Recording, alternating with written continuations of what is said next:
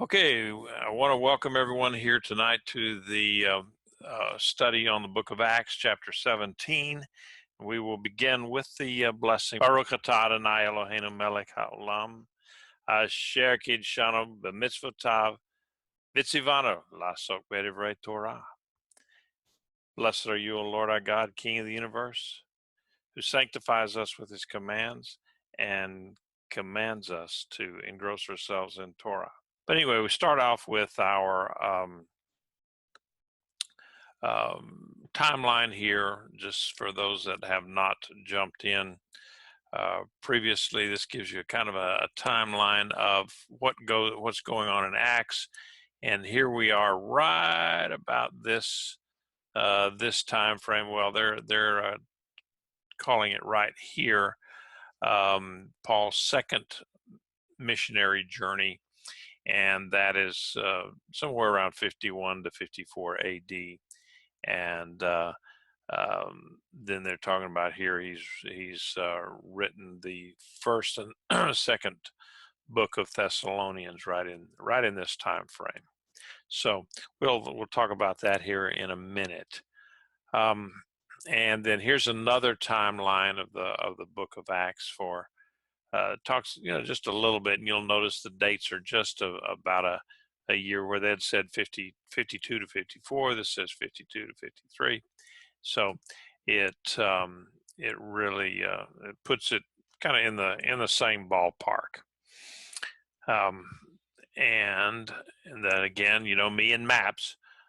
Here's again the second missionary journey where he's been. Last week we talked about being up here in Philippi.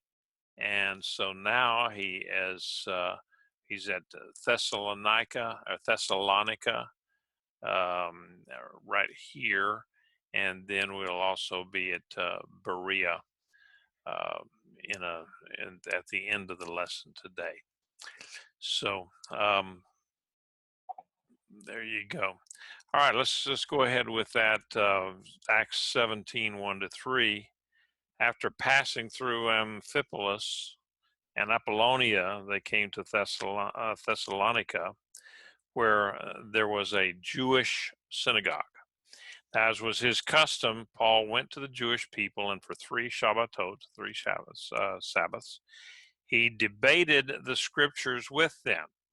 He opened them and gave evidence that Messiah had to suffer and rise from the dead, saying, "This is Yeshua, whom I declare to you is whom I declare to you is the Messiah."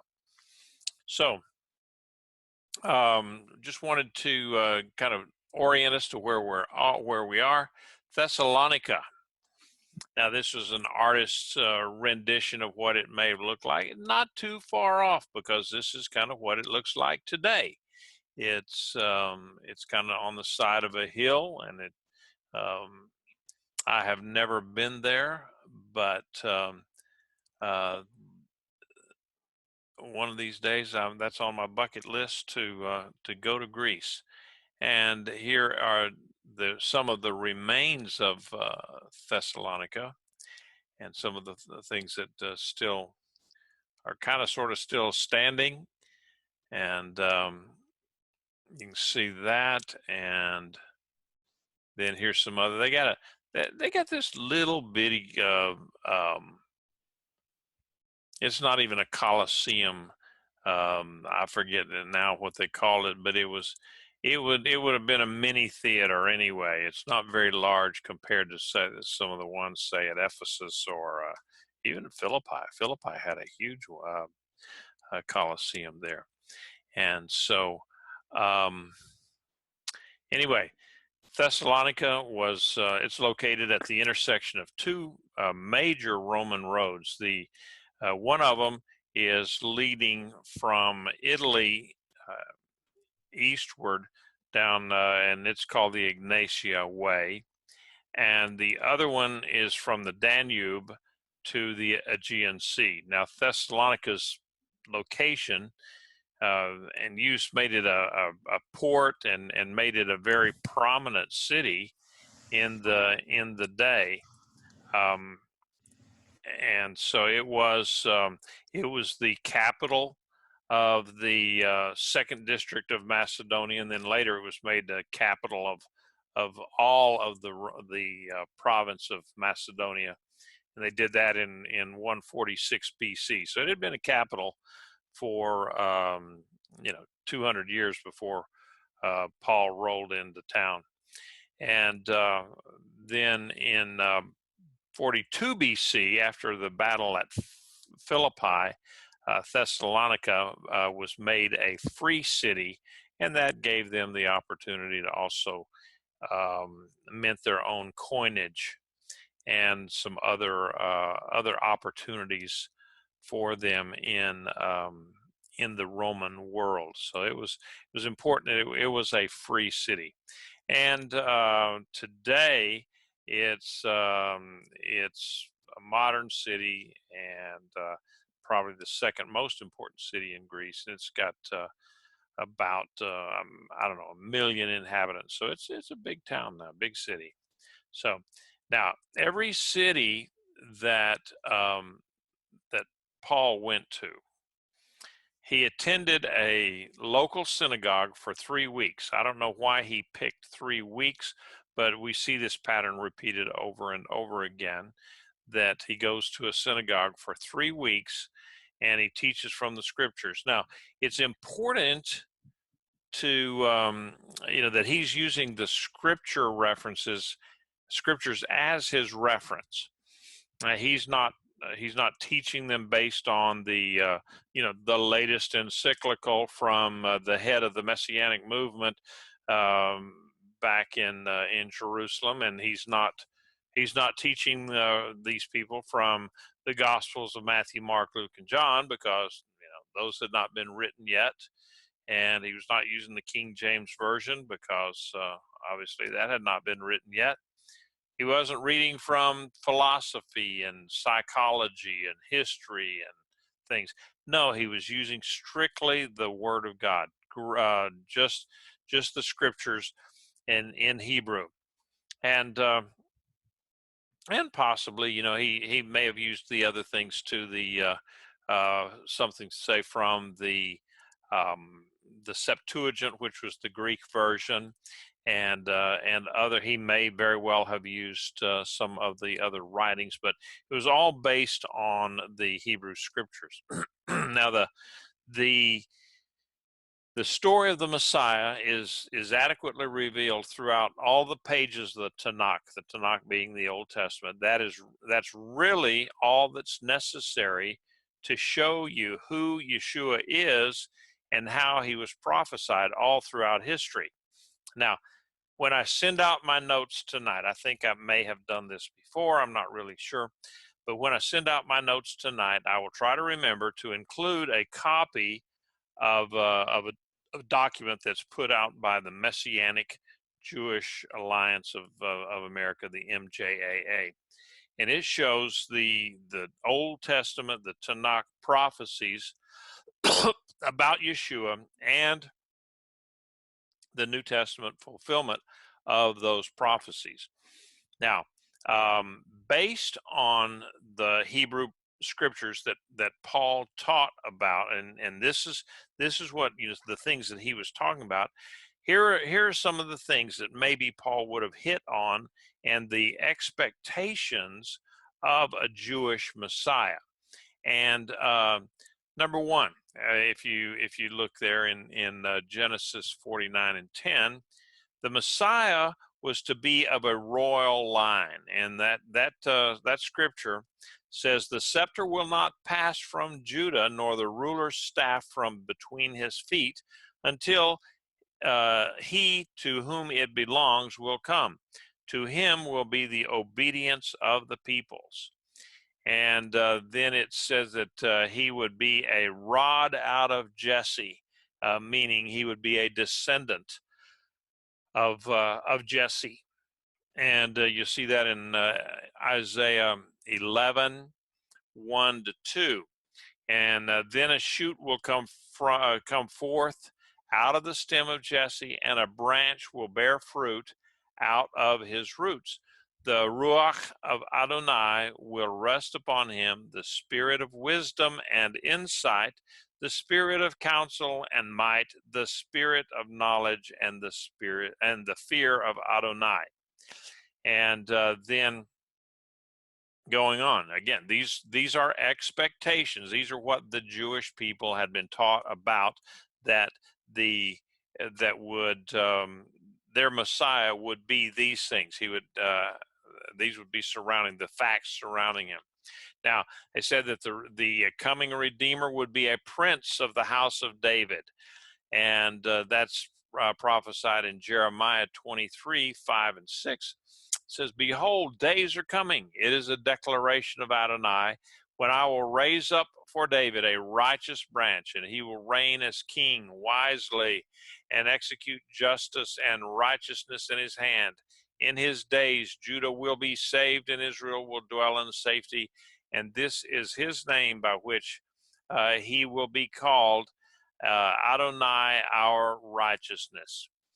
And then another scripture says that Messiah would be born in Bethlehem. That's in Micah 5:1. "But you, Bethlehem Ephrathah, least among the clans of Judah, from you will come out to me one to be ruler in Israel, one whose goings forth are from old, from days of eternity." And going on, these description of the Messiah's work that he was to do on the earth. This is Isaiah 61:1-3, and this is a famous passage. We all know it.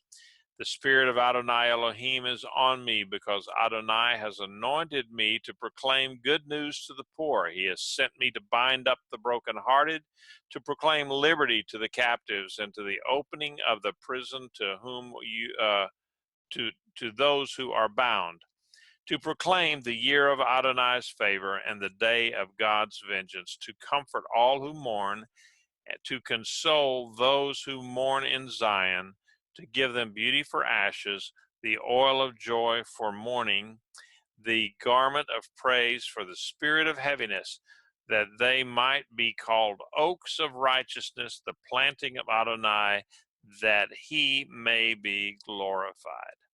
Now, and then that's a description of what Messiah's work would be on the earth. Now, part of that he did when he was here. That's what he did. He preached to the poor. He healed people. He proclaimed the year of God's favor. And so then going on, the treatment that the treatment that the Messiah would receive from men, and that's in Psalms 22. Now that's long. I'm not going to go in and read the entire chapter of Psalm 22, but you can go in and read that one for yourself, and it does tell you some of the things that he would suffer. And in fact, if you are speaking with Jewish people about the Messiah, many times you can point them to Psalms 22 and ask them, okay, now who would this describe? And if they're honest with you, they'll say, wow, that describes what was done to Jesus. Exactly right. So anyway, a description of Messiah's suffering and death. This is in Isaiah 53. And again, very famous for many of us, very familiar to many of us. Isaiah 53:1-8, "Who has believed our report? To whom is the arm of Adonai revealed? For he grew up before him like a tender shoot, like a root out of dry ground. He had no form or majesty that we should look at him, or beauty that we should desire him. He was despised and rejected by men, a man of sorrows, acquainted with grief, one from whom people hid their faces. He was despised, and we did not esteem him. Surely he has borne our griefs and carried our pains, yet we esteemed him stricken, struck by God, and afflicted. But he was pierced because of our transgressions, crushed because of our iniquities. The chastisement of our shalom was upon him, and by his stripes we are healed. We all, like sheep, have gone astray. Each of us turned to his own way. So Adonai has laid on him the iniquity of us all. He was oppressed, he was afflicted, yet he did not open his mouth. Like a lamb led to the slaughter, like a sheep before its shears is silent, so he did not open his mouth. Because of oppression and judgment, he was taken away. As for his generation, who considered? For he was cut off from the land of the living. For the transgression of my people, the stroke was theirs. Okay, and I think the last one I've got here is it shows that the Messiah would rise as a conqueror over sin and the grave. Now, and this is in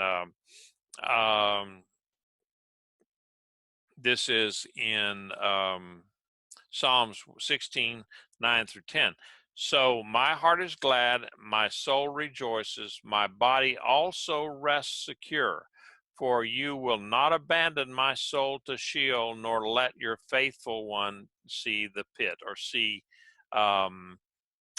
decay, I think is some of the translations say. So, all right, let me read.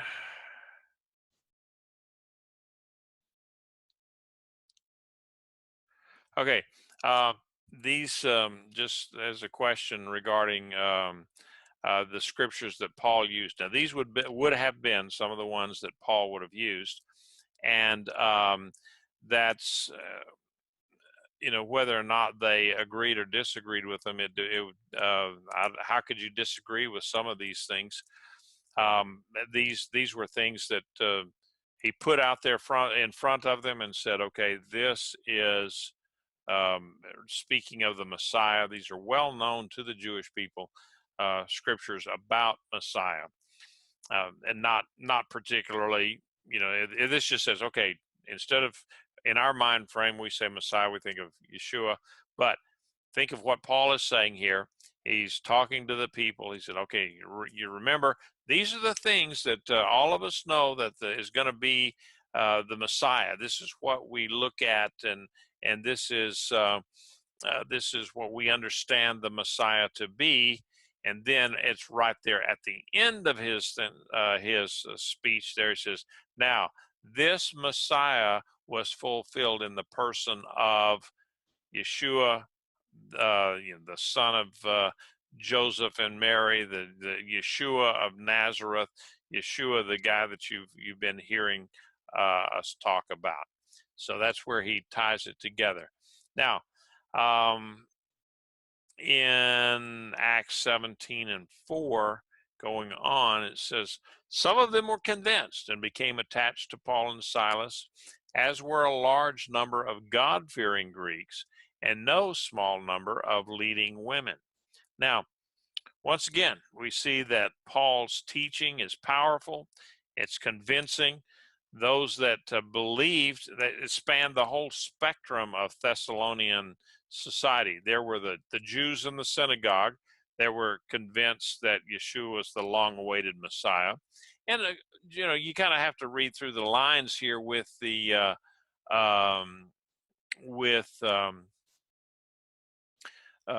in the Greek, I guess, with Luke writing here, says, because some of them were convinced. So he didn't say most of the synagogue, or just a great number in the synagogue. He just says some were convinced. So maybe we can take from that. I don't know if we can assume that, but that maybe that it wasn't the majority of the synagogue in this case. But there were some Jews in the synagogue that were convinced that Yeshua was the long-awaited Messiah.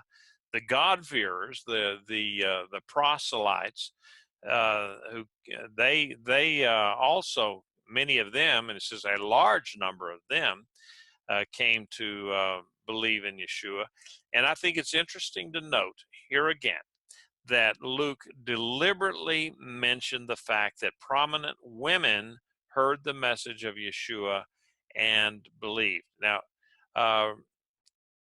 one thing you just have to say about Yeshua was, this early Messianic movement was they were an equalizer, of a social equalizer, in that they were giving women equal billing here, um, and so that, nowhere. I mean, women normally were kind of shunted off, and even in some of the Orthodox synagogues today, the women will sit in a different spot than where the men. You don't sit with your spouse. You're separated by a screen and so forth. And all of the synagogues in that day would have been the same way. You would have had the men down below, and then the women would be in an area, say upstairs in the balcony, where they could look down and see everything, but they would not be a distraction to the men, as it were. So, but the Messianic movement has come along now, and they have really equalized and brought the women in as equal partners. The Gentiles that came to Yeshua, they were just sick and tired of pagan worship with all of its emptiness and its immorality, and they were happy to find the message of salvation provided by the God of Abraham, Isaac, and Jacob. So, any questions so far that we have not answered? Okay. Let's go going on. In the 5th verse, but some of the Jewish people became jealous, taking some wicked fellows of the marketplace and gathering a crowd, they stirred the city into an uproar. They attacked Jason's house, trying to bring Paul and Silas out to the mob. So I think that here we go. There's always going to be naysayers in any society, in any situation. Thessalonica was no exception. It appears that the establishment Jews, who thought that they had much to lose because they became jealous of Paul and his persuasive message. Now, Luke doesn't tell us why they were jealous, but perhaps it was because they could see tremendous results stemming from Paul's teaching. Now, Judaism of the first century, probably much different than today, in that they were very evangelical, in the sense that they actually attempted to draw men into their synagogues, into this monotheistic religion, and that was their goal, was to take these pagans and turn them into believers in the one true God. And if they could get them only to the point of proselytes at the door, okay. But if they could get them all the way through to where they would be circumcised and go into full conformity with Judaism, that was really their goal. Now, how successful they were in those attempts, I don't know, but obviously, circumcision would have been a big barrier to a lot of people, a lot of men at that time. Now, and then here comes Paul. He comes in with his message of believing on Yeshua HaMashiach, Jesus the Messiah. All you got to do is believe and confess with your mouth, and that you're saved. It's a very, very simple thing. It's through faith, and not any surgery or anything. You can be a believer. And so, yeah, they maybe became jealous. Now, Paul spoke of this jealousy in his first letter to the saints there in Thessalonica. And you'll read that in 1 Thessalonians 2:3-10. I'm going to go ahead and read it. For our urging is not out of deceit or impure motives or trickery, but just as we have been approved by God to be entrusted with the good news, so we declare it, not pleasing men, but rather God, who examines our hearts. For as you know, and God is my witness, we never came with a word of flattery or a motive of greed or seeking glory from people, whether from you or from others. Even though we could have thrown our weight around as emissaries of Messiah, rather we proved to be infants among you, like a nursing mother cherishes her children. In this way, we were yearning for you. We were delighted to share with you not only the good news of God, but also our very souls, because you had become dear to us. For you recall, brothers and sisters, our labor and hardship, working night and day, so as not to burden any of you while we proclaim to you the good news of God. You are witnesses along with God of how devoutly and righteously and blamelessly we behave toward you who believe.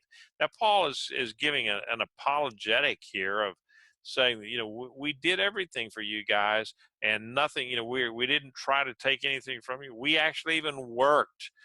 Paul is a tent maker. So, it's just, here, let me, I think I wanted to also point out in here where he's talking, these people are jealous about all these conversions, I guess it were, all the people that were coming over to Paul. Now, this jealousy, it led to violence, and the a lot of people, but a lot of people were still converted. Now, let me talk to this point of conversion here. When people talk about these Jewish folks being converted, normally in today's world, when you say someone was converted, in fact, and you see you hear the wording when Paul was converted, or when this one was converted, or that one was converted. And generally speaking, what people, what conjures up in your mind is they were converted from Judaism to Christianity. But, this is not really the case. The people who heard the good news of Yeshua and believed in him, they did not convert to a new religion. Okay? There was no such thing as Christianity back in those days. If they had believed in Yeshua, then God caused that dead spirit within them to be converted to a live spirit, and they were born again into a new life, not a new religion. And we could probably expand on that for hours in another lesson, but I think we'll go on here, unless there are any questions on that. Any questions at all?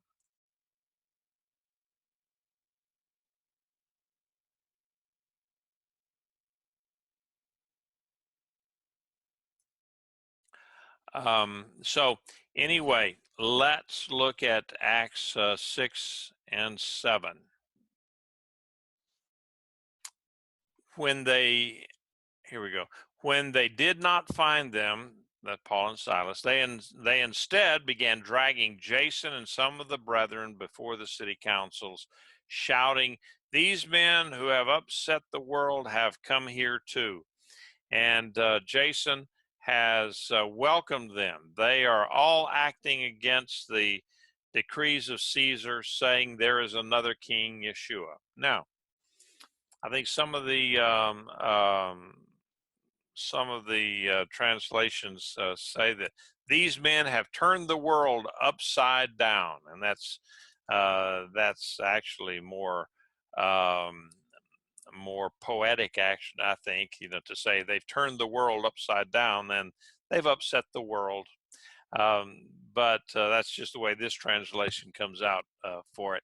Now, here again, as in Philippi, there's a mob scene, and they couldn't, they couldn't really generate enough of their own, so they probably went down to the marketplace, found a few lieabouts there that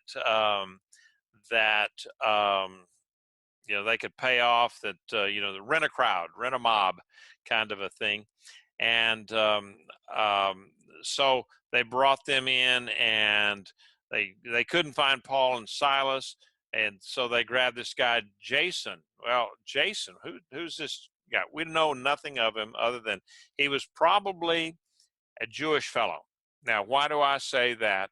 Because he's got a Greek name. All right. Well, you know what? Timothy had a Greek name. Lots of men have Greek names. Paul, that is not a Jewish name. So we figure that he's probably Jewish, though, because I think it would have been improbable for Paul and Silas they would have risked, a lot of unnecessary criticism if they were staying in the home of a Gentile. All right.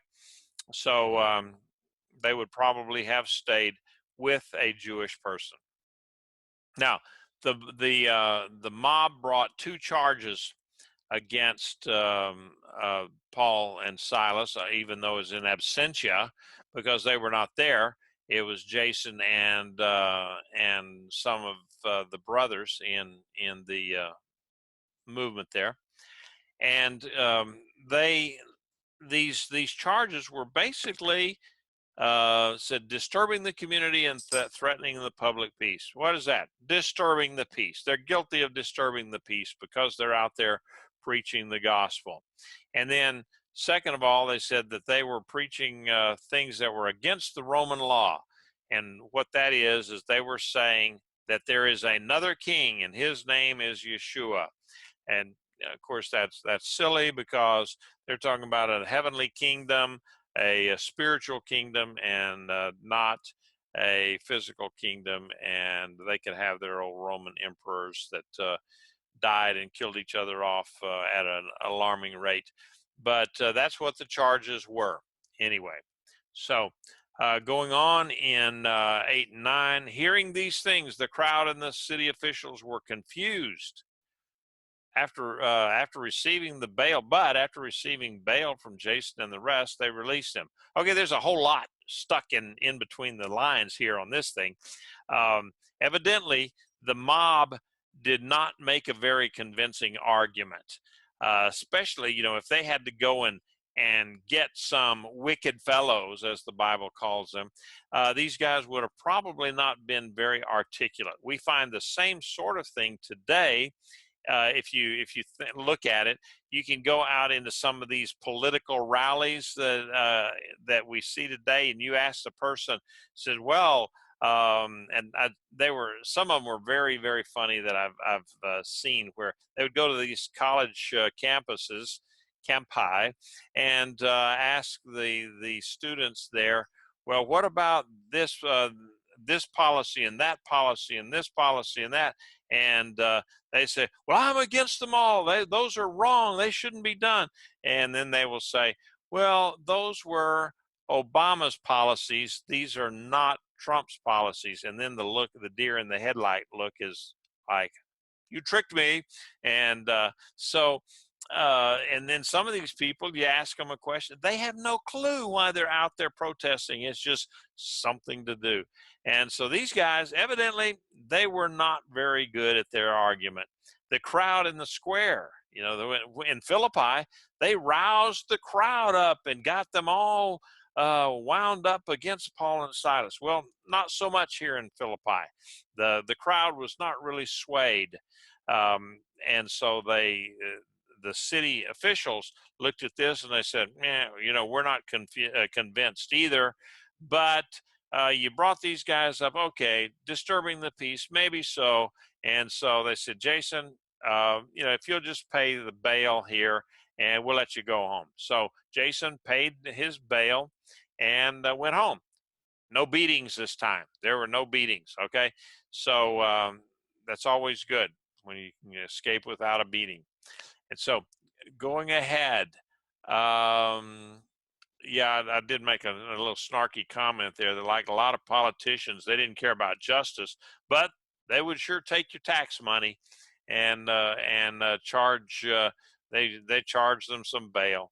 So anyway, um, going on to verse 10. As soon as it was night, the brothers sent Paul and Silas to Berea. Upon arrival, they made their way to the Jewish synagogue.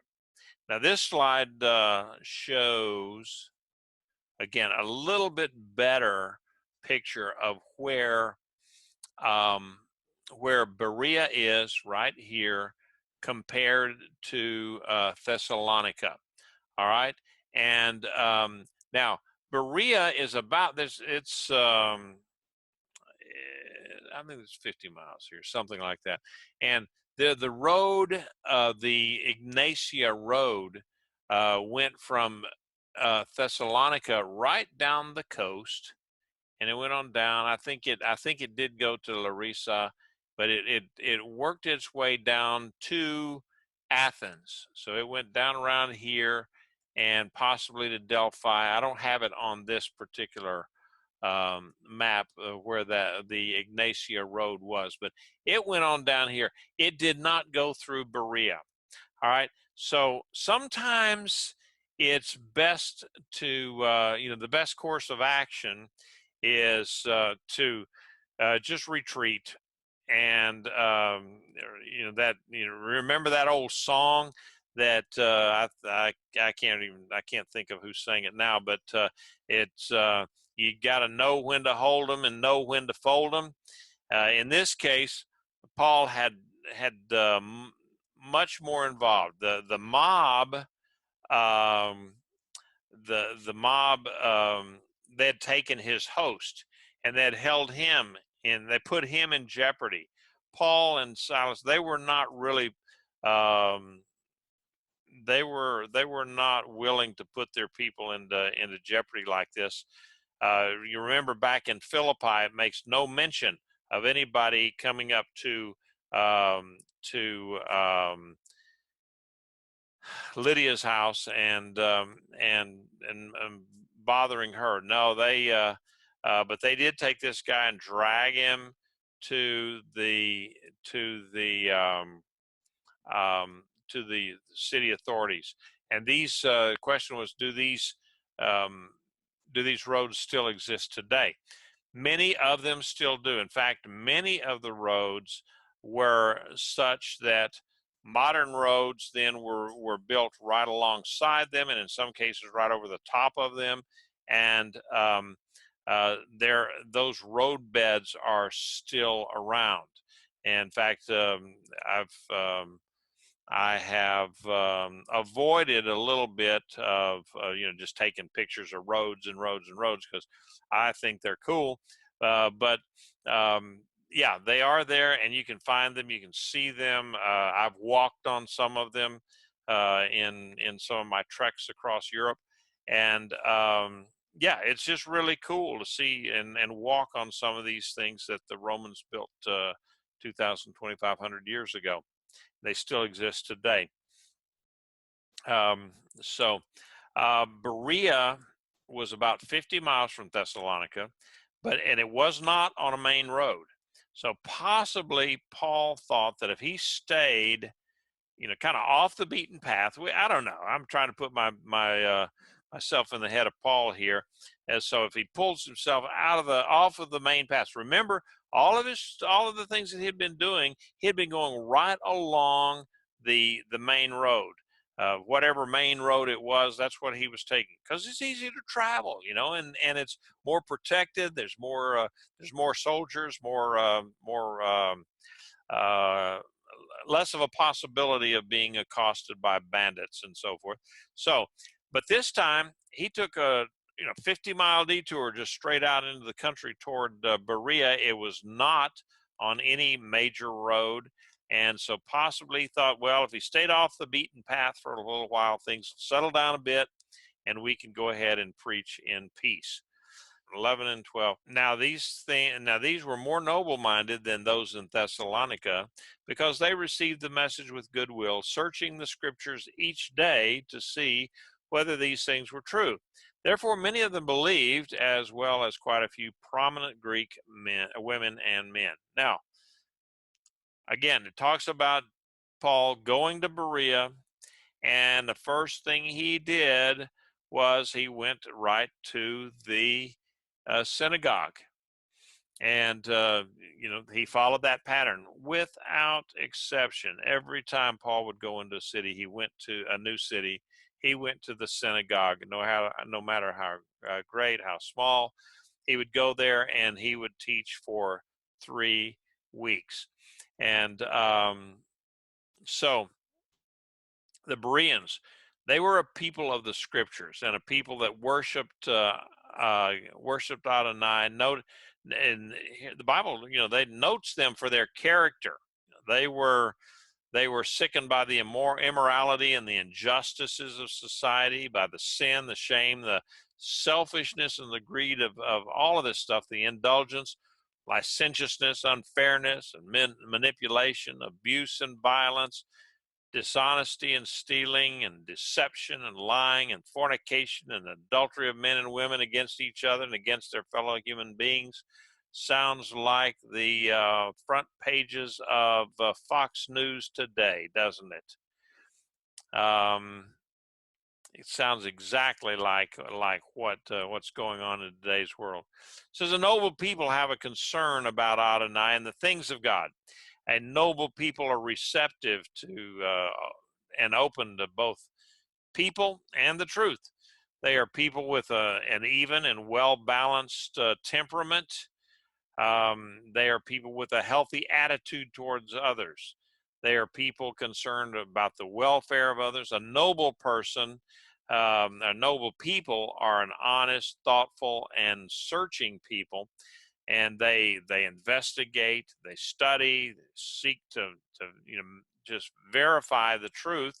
And there's a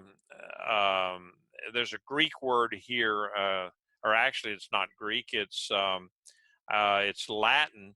The Bereans sought the meta passus prothumius, and that means with readiness, with all readiness of mind.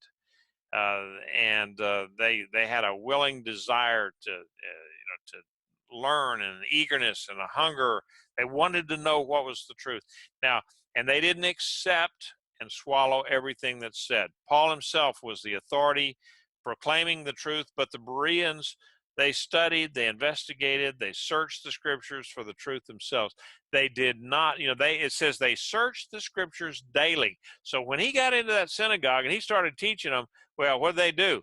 Sunday, they got into their their scriptures, and they started looking at this. Well, okay, what did Paul say? And they started studying each and every one of them.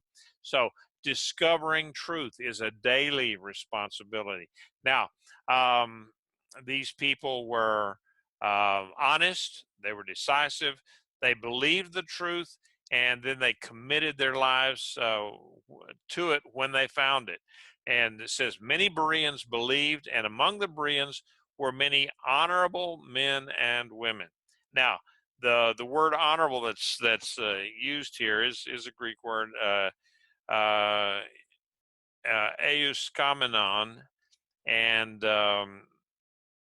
it means of both good character and respectable and influential. In other words, these guys, they were leaders in their community, I would assume. So, and when the good news is given a fair hearing, and the hearers rely on the biblical facts to verify the message, then we have a response like they had in Berea, where many Jewish people come to trust in Yeshua. We saw that both Jewish people and the non-Jewish people came to faith, and that's the issue, regarding our spiritual identity as opposed to our cultural identity. So there's, no matter who we are, what we are, we can be many things. We can be you can be from Texas, you can be from New York, you can be from just about anywhere. You can be a Republican. I think you can probably be a Democrat and still be a believer in Yeshua.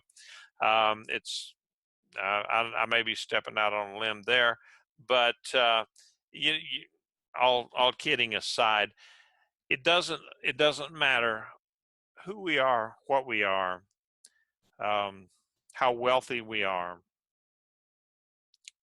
The key point here is believing in Yeshua and having that as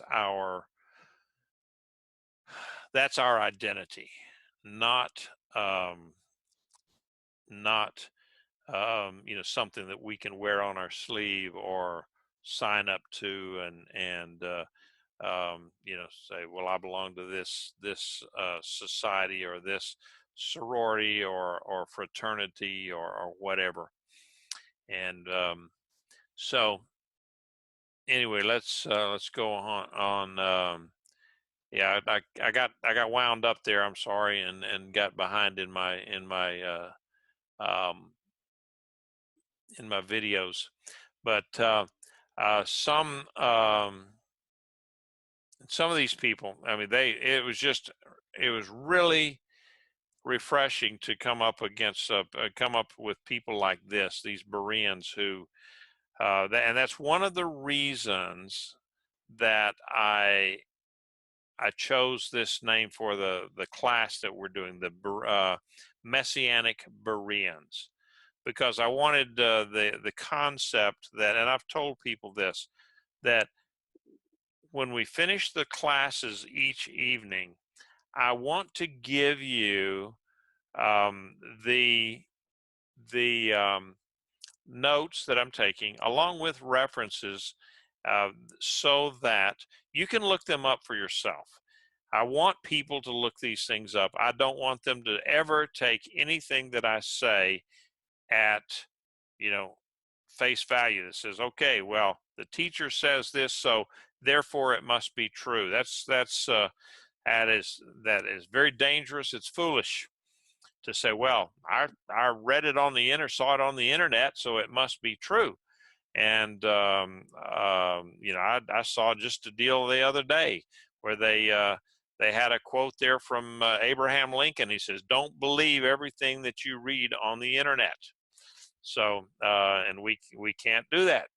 So that's why I want people to take the mantle of these Bereans and to study the Word every day. Get into the Word every day. Make it a daily practice and search out everything. And then anything that I say on here, look it up and don't just accept it just because I say it. I will try to give you the truth the best I know it, but don't accept it just because I say it. I have no other agenda than just to preach and teach the Word of God as it is written, and without the biases of however many centuries of bias and so forth that we have. All right. Let's finish it off. Acts 17, 13 to 14. But when the Jewish people of Thessalonica learned that the word of God had been proclaimed by Paul in Beroea, they came there too, agitating and inciting the people. Then the brothers immediately sent Paul away to sea, but Silas and Timothy remained there. So these people, they were noble, they were good. And they, the very first thing that they did when these people from Thessalonica came down here is they just packed Paul up and sent him down to Athens. That's where he's wanting to go anyway. And what they did by doing this, they avoided a lot of conflict. And again, that was a well-reasoned response, that they protected Paul by sending him away. It wasn't like, get away from here, you're causing trouble. It's no, you have got to go on so that the gospel can go on. And then Silas and Timothy stayed on. I think this is significant. Silas and Timothy stayed on in Berea to continue teaching the body.